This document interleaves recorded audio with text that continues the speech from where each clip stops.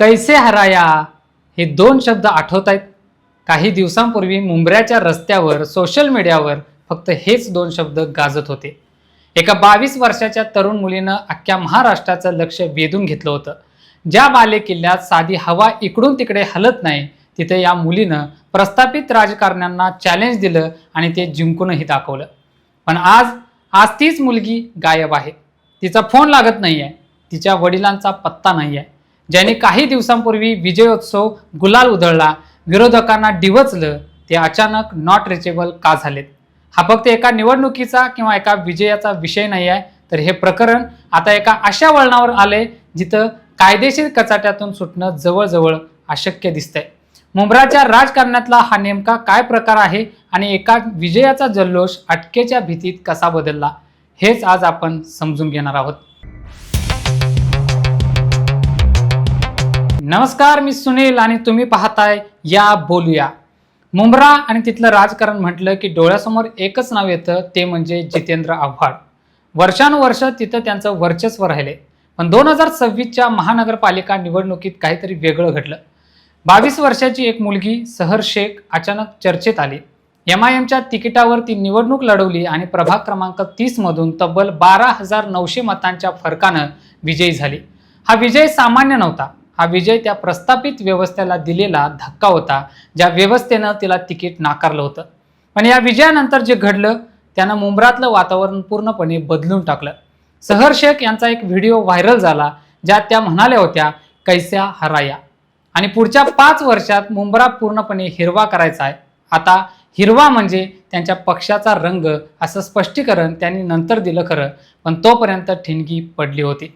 राजकारणात शब्द खूप महत्त्वाचे असतात.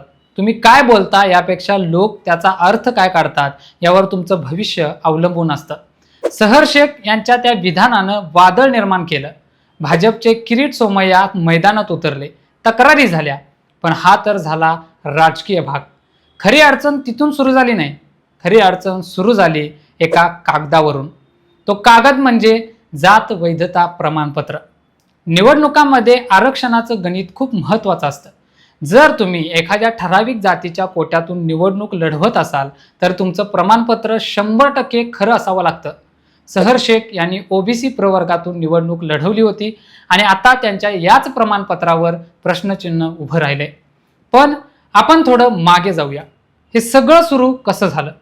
सहर शेख यांचे वडील युनुस शेख हे नाव मुंब्र्यासाठी नवीन नाही. युनुस शेख हे तब्बल 23 वर्ष जितेंद्र आव्हाड यांचे अत्यंत निकटवर्तीय सहकारी होते. आव्हाडांच्या प्रत्येक निवडणुकीत, प्रत्येक निर्णयात युनुस शेख सोबत असायचे.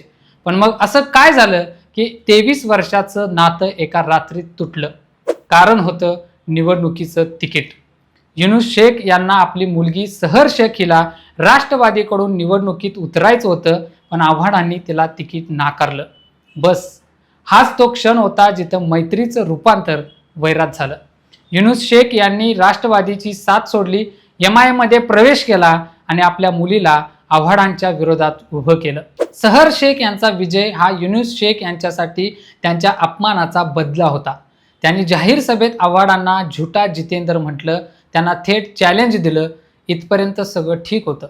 पण जेव्हा तुम्ही सत्ताधाऱ्यांना किंवा प्रस्थापितांना उघडपणे आव्हान देता, तेव्हा तुमच्या बाजूने ही सगळं कायदेशीररित्या चकाचक असणं गरजेचं असतं. सहर शेख यांच्या विजयाने पराभूत झालेल्या राष्ट्रवादीच्या अजित पवार गट उमेदवार सिद्दीकी फराह यांनी एक तक्रार दाखल केली. ही तक्रार साधीसुधी नव्हती. त्यांनी थेट सहर शेख यांच्या जात प्रमाणपत्रावरच बोट ठेवलं. तिथून मग सरकारी यंत्रणा हल्ली. ठाण्याचे तहसीलदार उमेश पाटील यांनी या प्रकरणाचा तपास सुरू केला आणि जे काही समोर आलं ते थक्क करणार आहे. तपासात असं लक्षात आलं की युनुस शेख आणि त्यांचं कुटुंब मूळचे उत्तर प्रदेशातल्या गाझियाबादचे रहिवासी आहेत. आता नियमानुसार जर तुम्ही दुसऱ्या राज्यातून महाराष्ट्रात स्थलांतरित झाला असाल तर तुम्हाला आरक्षणाचे फायदे मिळवण्यासाठी फॉर्म 10 भरावा लागतो. पण शेख कुटुंबाने फॉर्म 8 भरून प्रमाणपत्र मिळवल्याचा आरोप आहे. फॉर्म 8 हा त्यांच्यासाठी असतो जे पिढ्यानपिढ्या महाराष्ट्राचे रहिवासी असतात. इथंच खरी गडबड झाली. आपण आता या तपासाचा जो अहवाल समोर आलाय त्यात तहसीलदार उमेश पाटील यांनी अत्यंत गंभीर मुद्दे उपस्थित केलेत. पहिली गोष्ट म्हणजे युनुस शेख यांनी 2011 मध्ये जे जात प्रमाणपत्र मिळवलं होतं त्यावर कोणत्याही सक्षम प्राधिकाऱ्यांनी म्हणजे उपविभागीय अधिकाऱ्याची स्वाक्षरीच नाही आहे. दुसरी गोष्ट, त्या प्रमाणपत्राचा फॉर्मॅट राज्य सरकारच्या अधिकृत फॉर्मॅटशी जुळत नाही. अगदी त्या प्रमाणपत्राच्या नावावर महाराष्ट्र राज्य असा उल्लेखही नाही आहे. हे सगळं कशाचं लक्षण आहे? हे बनावटीगिरीचं लक्षण आहे असं प्रशासन म्हणतंय. आणखी एक धक्कादायक गोष्ट म्हणजे कार्यक्षेत्राचा नियम. सहर शेख राहतात ठाण्यात, पण त्यांनी आपलं 2018चं जात प्रमाणपत्र मिळवलं मुंबई शहर जिल्हाधिकारी कार्यालयातून. सामान्यतः माणूस जिथं राहतो तिथूनच ही कागदपत्र काढतो. मग मुंबईत जाऊन हे प्रमाणपत्र काढण्यासाठी काय उद्देश असू शकतो? स्थानिक स्तरावर होणारी बारकाईने चौकशी टाळण्यासाठी हे केलं गेलं का, असे प्रश्न आता विचारले जात आहेत. जेव्हा तहसीलदारांनी यावर सुनावणी ठेवली तेव्हा युनुस शेख गैरहजर राहिले. आजाराचं कारण दिलं गेलं. वकिलांनी फक्त काही कागदपत्रांच्या कलर प्रिंट्स दिल्या, पण मूळ कागदपत्रांचं काय? आजची स्थिती अशी आहे की 15 एप्रिल रोजी तहसीलदारांनी या प्रकरणात थेट फौजदारी गुन्हा म्हणजे FIR दाखल करण्याची शिफारस केली आहे. फसवणूक, दिशाभूल आणि सरकारी कागदपत्रांमध्ये फेरफार असे गंभीर आरोप त्यांच्यावर आहेत.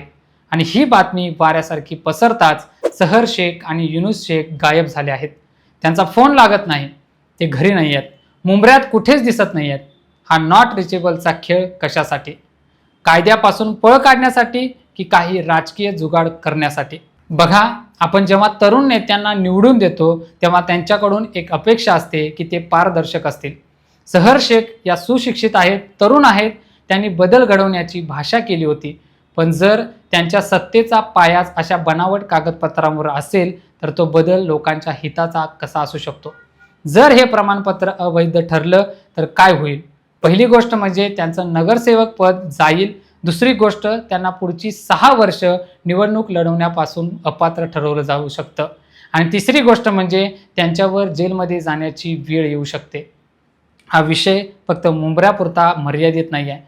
हा विषय संपूर्ण महाराष्ट्रातल्या निवडणूक प्रक्रियेवर प्रश्नचिन्ह निर्माण करतो. सहर शेख यांनी जेव्हा अर्ज भरला तेव्हा निवडणूक आयोगानं त्यांची कागदपत्र तपासली नव्हती का?